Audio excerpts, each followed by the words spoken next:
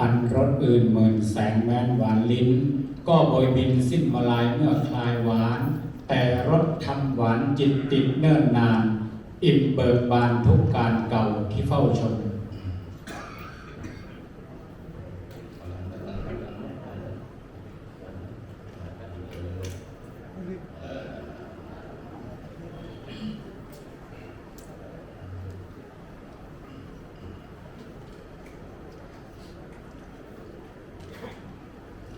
ขอเรียนเชิญ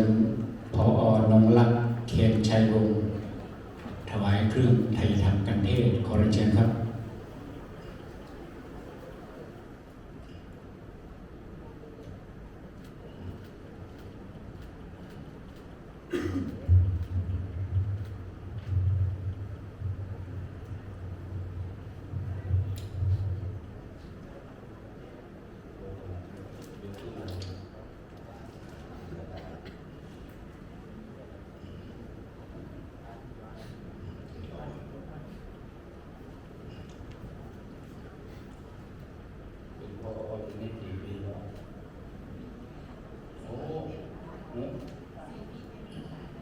บ้านเกิดอยู่ไหน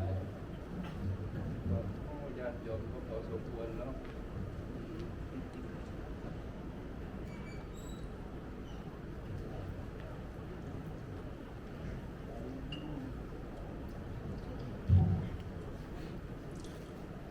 ขอเรียนเชิญ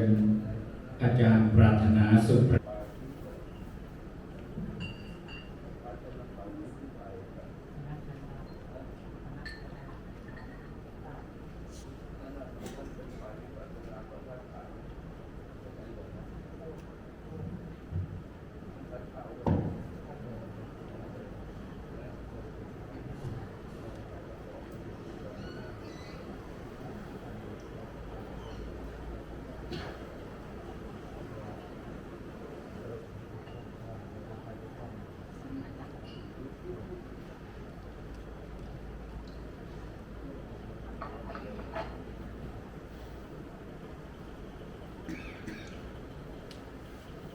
พรหมาจโลกาธิปติสหัมปฏิกตัญชรีทิวรังยาจาทะสันติทัสสตปราชคชาติกาเทเสตุธรรมังอนุกัมปิมังปัจฉัง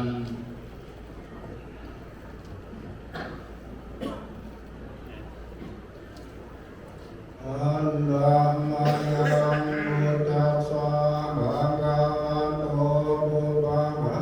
คะนะมะกะลังกะโรมาเสนะโมตัสสะภะคะวะโตอะระหะโตสัมมาสัมพุทธัส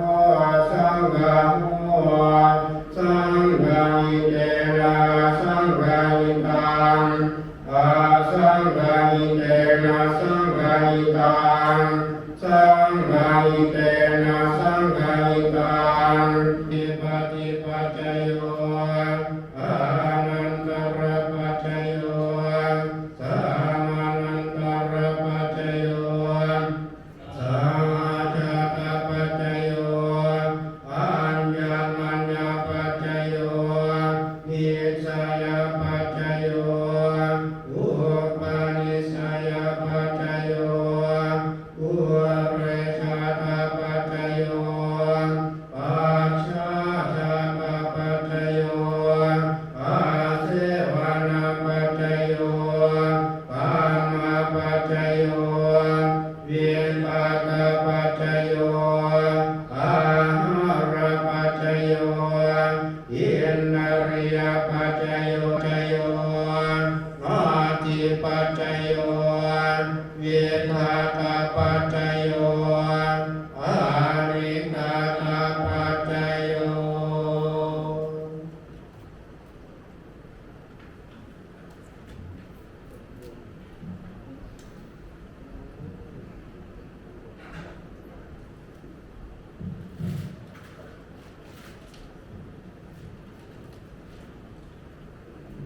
ลำดับต่อไปเป็นพิธีทอดผ้าปังสกุลนะครับ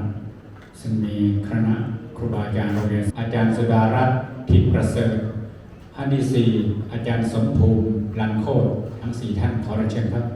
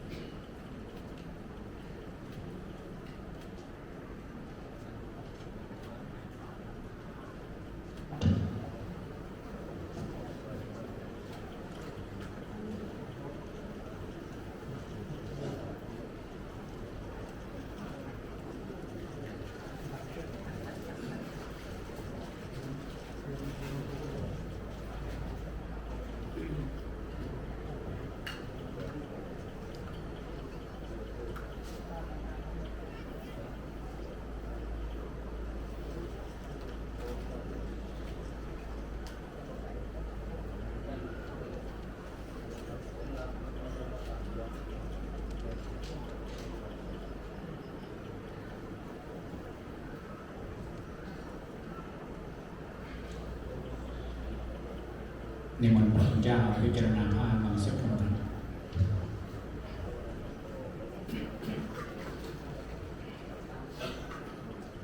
อนิจจาวัฏสังขาราอุปาทวายตานิโนอุปัชชิตวานิรุชันติเตสังอุปัสสโมสุโขสัมเปสัตตามรันติกามาริสุจามาริสเรอาเทวะหังมาริสามิ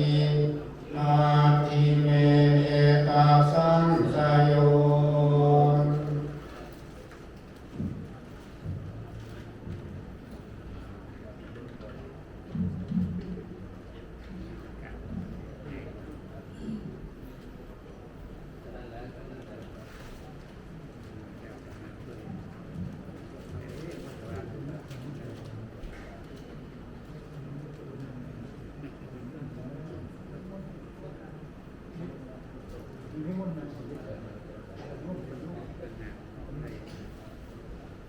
พระคุณเจ้าที่สวดพระธรรมวันนี้ได้รับเมตตาจากหลวงพ่อ